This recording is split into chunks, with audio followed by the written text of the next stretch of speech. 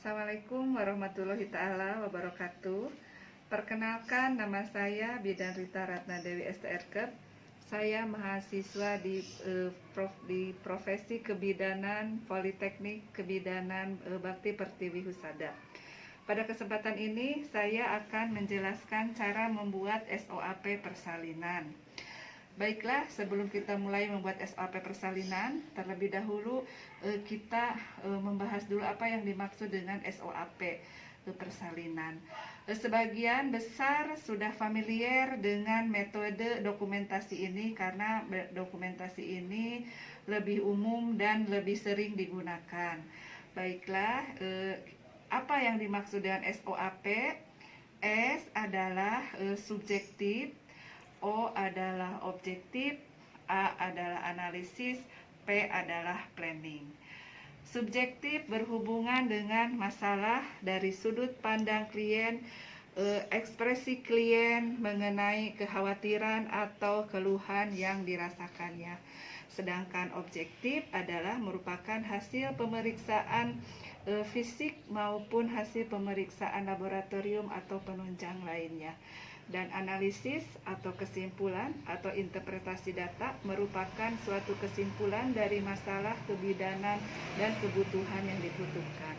Sedangkan planning atau perencanaan atau pelaksanaan merupakan tindakan pendokumentasian dari tindakan yang sudah kita berikan.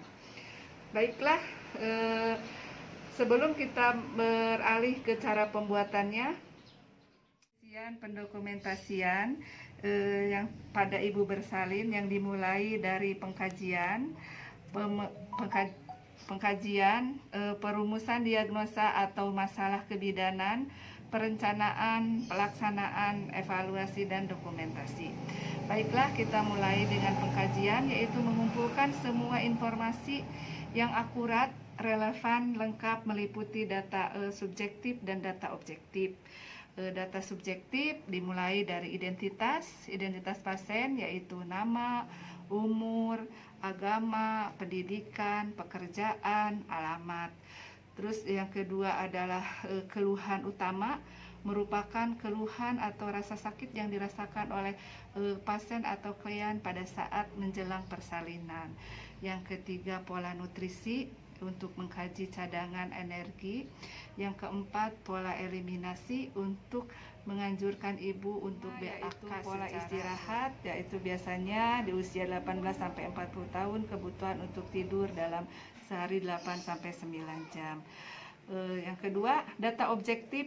Data objektif meliputi pemeriksaan umum dimulai dari keadaan umum ibu, kesadaran ibu, keadaan emosional ibu, berat badan atau tanda-tanda vital yang terdiri dari tensi, nadi, respirasi, suhu. Yang kedua yaitu pemeriksaan fisik dari mulai muka ibu, mata ibu, payudara ibu, ekstremitas ibu. Yang ketiga, pemeriksaan khusus. Pemeriksaan khusus terdiri dari pemeriksaan obstetri.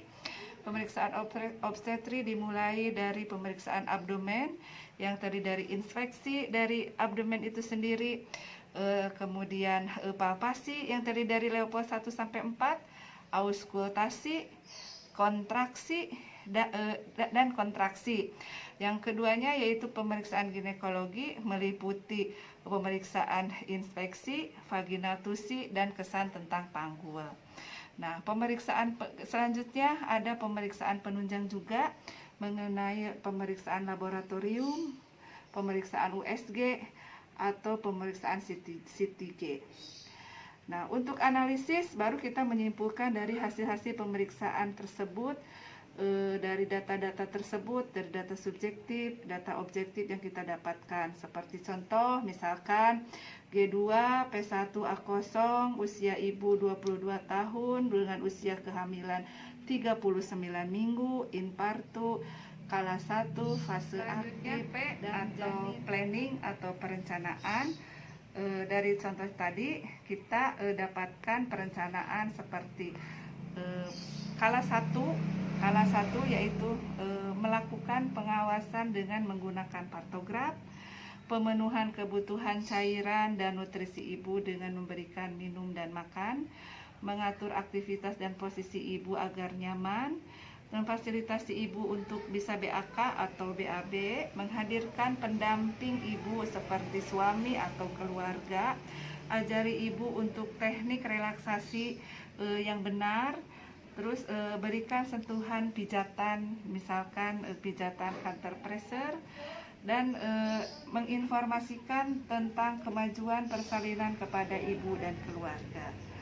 Nah, baiklah, sekarang kita sudah belajar mengenai apa itu yang dimaksud SOAP, dan sekarang kita akan belajar cara pembuatan SOAP itu sendiri. Sebelum kita mulai membuat SOAP, terlebih dahulu kita persiapkan alat tulis menulis, yaitu di sini ballpoint. Kemudian kita persiapkan lembar SOAP itu sendiri, bisa seperti ini ya, lembar SOAP-nya seperti ini lembar SOAP-nya. Kemudian buku KIA dari ibu untuk merupakan penunjang data yang akurat dari ibu, atau kartu hamil dari ibu itu sendiri, dan lembar partograf apabila diperlukan. Baiklah, kita akan mencoba untuk menjelaskan cara pembuatan SOAP persalinan. Untuk memudahkan akan kita pelajari dengan contoh kasus. Contoh kasus yaitu di jam 08.00 seorang perempuan berumur 30 tahun, anak kedua, datang ke Puskesmas Cisarua dengan mengeluh mules-mules sejak jam 01.00 WIB dan keluar lendir bercampur darah dari jalan lahir. Hasil anamnese, nama ibu, Ibu Sinta, umur 30 tahun, suaminya Tuan Arya, alamatnya Desa Cisalak RT 1 RW 5, pekerjaan sebagai ibu tidak bekerja dan suami sebagai pedagang. Kita akan berusaha mulai dengan cara pembuatan SOAP di data subjektif, yaitu dimulai dengan menuliskan status pasien atau nama pasien.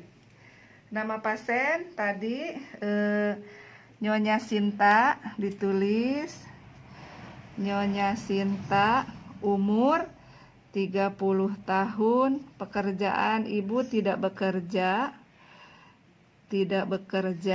alamat Desa Cisalak RT 1 RW 5. Nama orang tua atau penanggung jawab di sini suami adalah Tuan Arya, alamat Desa Cisalak RT 1 RW 5. Jam, ibu datang pada jam 08.00 WIB. Pengirim datang sendiri pada tanggal 25 Desember 2020. Selanjutnya kita lanjutkan kepada data subjektif yang kedua, yaitu mengenai keluhan utama pasien. Keluhan utama pasien yaitu pasien mengeluh mules-mules sejak jam 01. Kita tulis di sini. Keluhan utama mules-mules sejak jam 01.00 WIB dan keluar lendir campur darah. Selanjutnya kita melakukan anamnesa, yaitu ibu merasa hamil 9 bulan, anak kedua, HPHT tanggal 28 Maret 2020, dan mengeluh mules serta keluar lendir campur darah.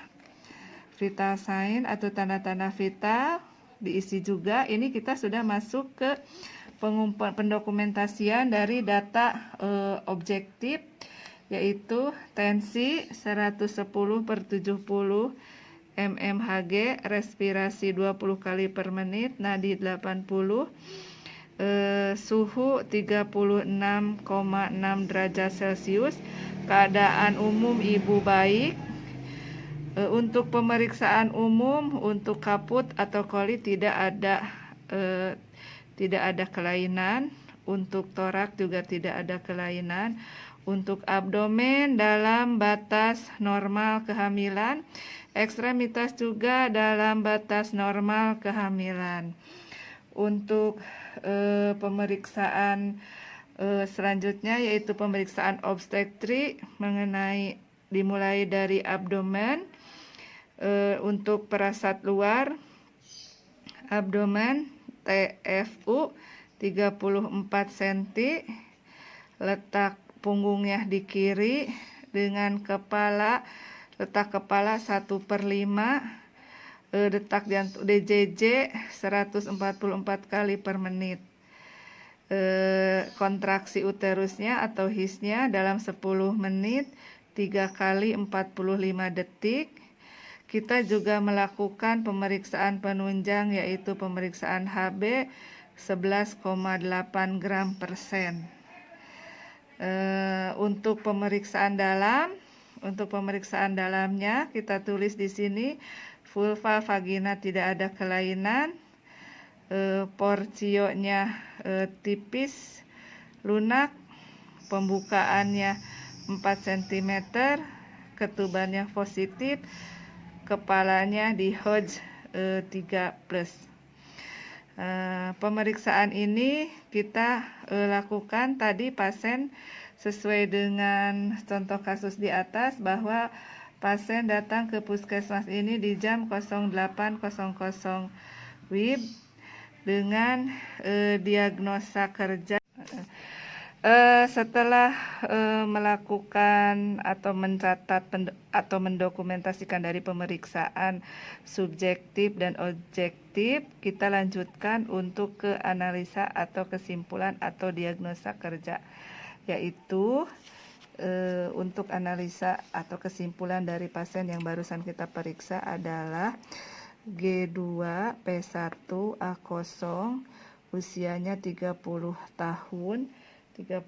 tahun, usia kehamilan 39 minggu, infartu, kala 1 fase aktif, dan janin tunggal hidup. Instruksi medisnya berarti kita akan melakukan APN. Di sini untuk farap, karena kita yang memeriksa, farap itu adalah farap bidan ya, farap bidan yang memeriksa, dilakukan farap. Dan di sini ada lembar inform consent juga yang nanti akan ditandatangani oleh pasien. Selanjutnya kita akan melakukan ke planning dari hasil pemeriksaan kita tanggal 25 Desember 2020 dari hasil jam 08.00. Planningnya yaitu memberitahukan hasil pemeriksaan kepada ibu dan keluarga. Ibu mengetahuinya bahwa sekarang dia sudah berada di pembukaan 4 dengan fase aktif. Terus menganjurkan pada ibu untuk makan dan minum. Selanjutnya melakukan observasi dengan menggunakan partograf karena ibu sudah masuk ke dalam fase aktif. Selanjutnya kita akan merencanakan untuk menganjurkan ibu untuk melakukan mobilisasi bila ibu masih bisa untuk berjalan-jalan atau miring kiri dan miring kanan. Selanjutnya kita juga menganjurkan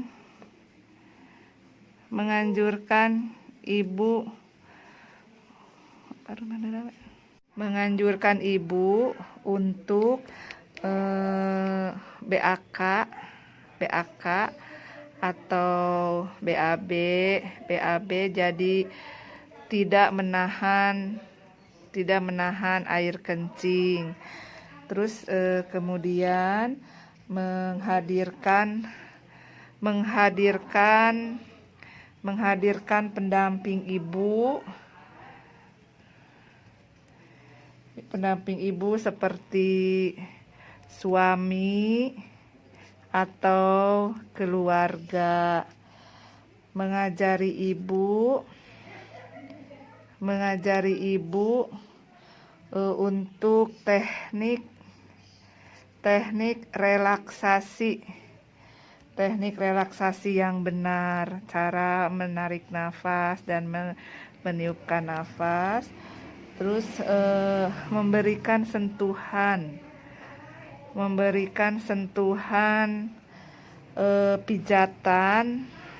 pijatan pada ibu atau counter pressure.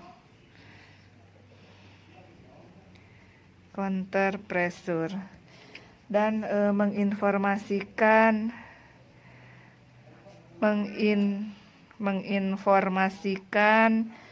tentang perkembangan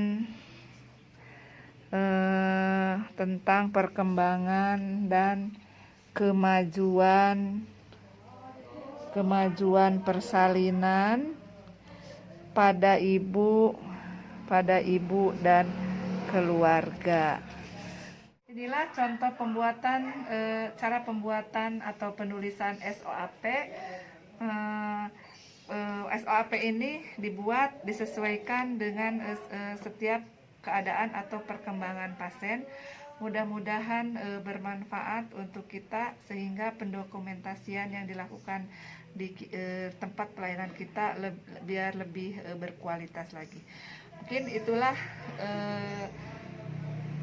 penyajian yang saya tampilkan atau berikan. Mudah-mudahan bermanfaat untuk kita semua. Saya akhiri dengan wassalamualaikum warahmatullahi taala wabarakatuh.